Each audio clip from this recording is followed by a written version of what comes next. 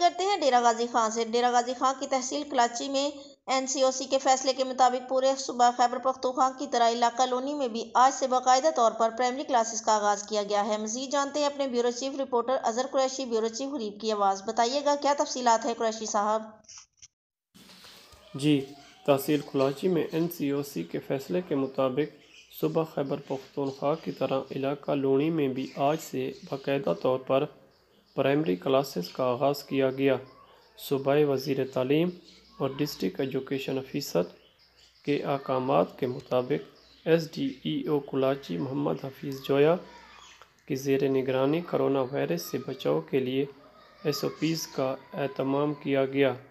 اس سلسلے میں school head teacher میر عجب خان اور دیگر اسٹاف نے طلباء میں ماسک تقسیم کیے اور بچوں کا ٹمپریچر بھی چیک کیا گیا۔ انہوں نے SOPs پر عمل درآمد اور اس کی اہمیت کے بارے میں آگاہی فراہم کی۔ ہیڈ ٹیچر نے لوگوں سے اپیل کی کہ کرونا وائرس سے بچاؤ کے لیے حفاظتی تدابیر کو یقینی بنانے میں ہمارا ساتھ دیں۔ واضح رہے کہ کرونا وائرس کی وجہ سے اسکول 13 مارچ سے بند کر دیے گئے۔